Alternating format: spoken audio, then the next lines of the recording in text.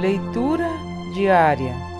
Livro de Números, capítulo 35. As cidades dos levitas. Nas campinas de Moabe, junto ao Jordão, frente a Jericó, o Senhor disse a Moisés: ordene aos israelitas que da herança que possuem, deem cidades para os levitas morarem, e dê-lhes também pastagem ao redor das cidades. Assim, eles terão cidades para habitar e pastagem para o gado, para os rebanhos e para todos os seus outros animais de criação. As pastagens ao redor das cidades que vocês derem aos levitas se estenderão para fora 450 metros, a partir do muro da cidade. Do lado de fora da cidade, meçam 900 metros para o lado leste, para o lado sul, para o lado oeste e para o lado norte, tendo a cidade no centro. Eles terão essa área para a pastagem das cidades. 6 das cidades que vocês derem aos levitas serão cidades de refúgio, para onde poderá fugir quem tiver matado alguém. Além disso, deem a eles outras 42 cidades. Ao todo, vocês darão aos levitas 48 cidades, juntamente com as suas pastagens.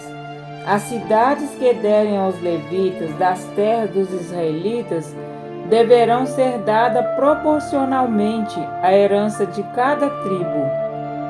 Tomem muitas cidades da tribo que tem muitas, mas poucas da que tem pouca. As cidades de refúgio. Disse também o Senhor a Moisés: diga aos israelitas, quando vocês atravessarem o Jordão e entrarem em Canaã, escolha algumas cidades para serem suas cidades de refúgio, para onde poderá fugir quem tiver matado alguém sem intenção. Elas serão locais de refúgio contra o vingador da vítima, a fim de que alguém acusado de assassinato não morra antes de apresentar-se para julgamento perante a comunidade. As 6 cidades que vocês derem serão suas cidades de refúgio.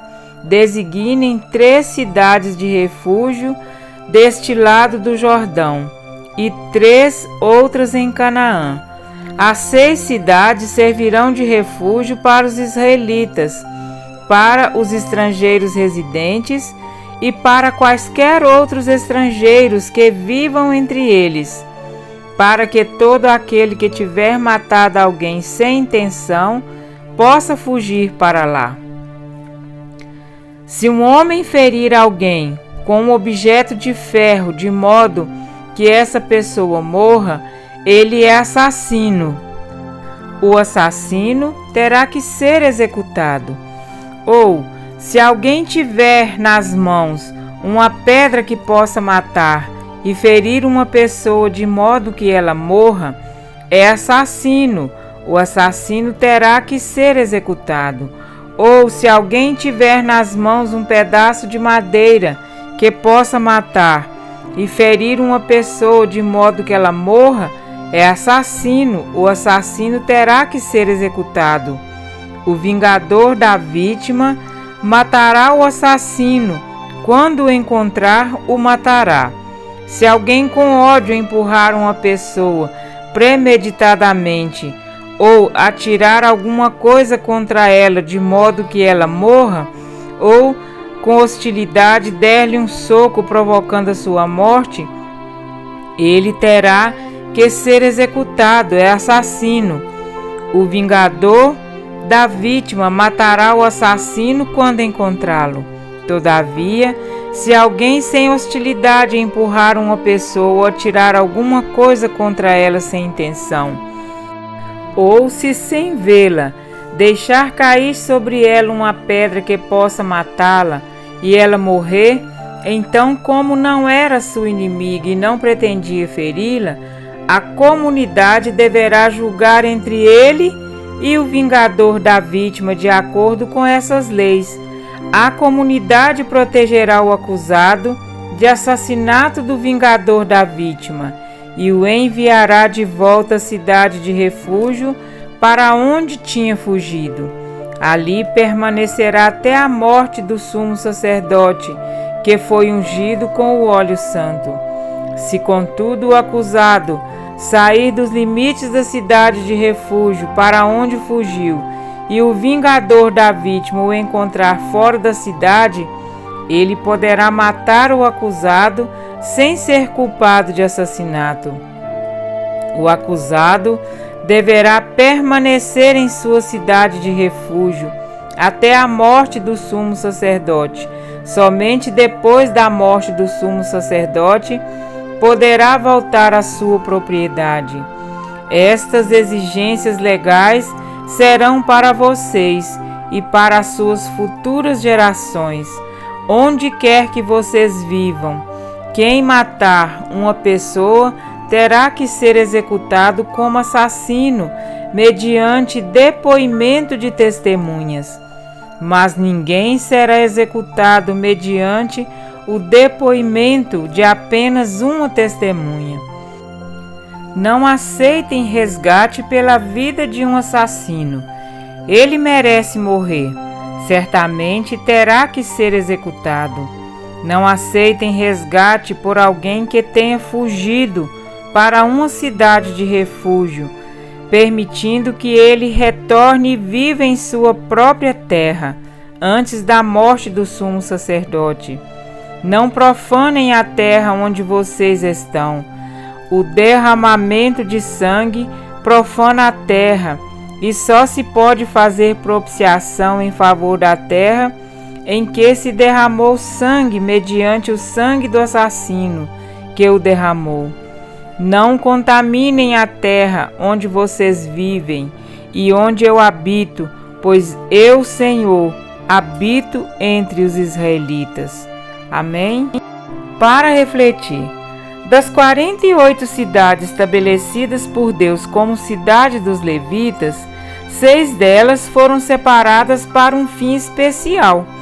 Cada tribo de Israel daria cidades para a habitação dos levitas e para cidades de refúgio, na proporção da herança que recebesse. As cidades de refúgio serviam para acolher o homicida que matasse alguém involuntariamente. Na linguagem jurídica atual, poderíamos denominar tal homicídio de culposo, ou seja, sem intenção de matar. Mesmo que fosse um ato involuntário, o homicídio derramava na terra um sangue que precisava ser expiado, assim como o crime culposo hoje. Apesar de ter uma pena amenizada, não deixa de ter a sanção penal prevista.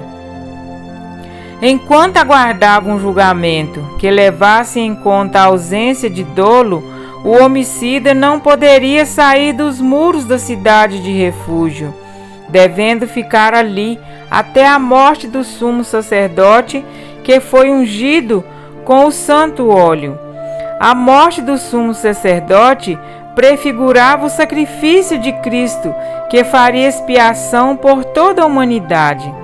Mas se o homicida saísse dos limites de sua cidade de refúgio, onde se tinha acolhido, e o vingador de sangue o encontrasse fora dos limites dela, este poderia matá-lo sem que fosse culpado do sangue.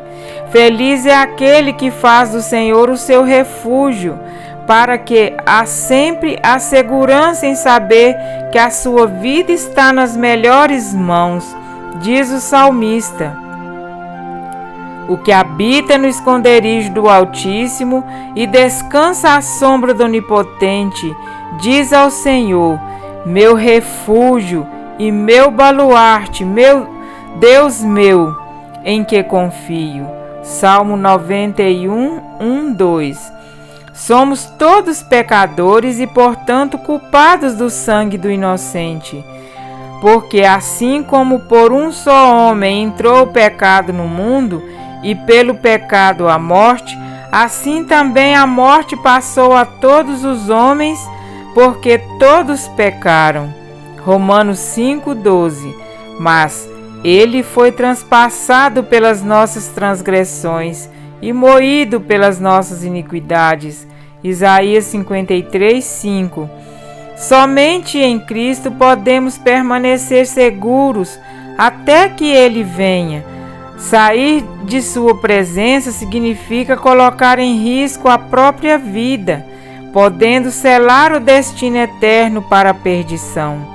Ao contrário do vingador de sangue em Israel, que geralmente era um dos parentes mais próximos da vítima, buscando vingar o sangue derramado, há um derramador de sangue espreitando cada vida humana, esperando a mínima oportunidade para matar e destruir todo aquele que abandona o seguro refúgio divino. Portanto, amados, sede sóbrios e vigilantes. O diabo, vosso adversário, anda em derredor como leão, que ruge, procurando alguém para devorar. 1 Pedro 5:8.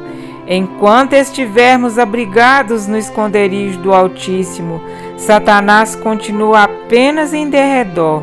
A cada manhã, apegue-se à palavra de Deus e à oração, e nós permaneceremos seguros durante todo o dia, até aquele grande dia. Amém? Precisamos vigiar e orar constantemente.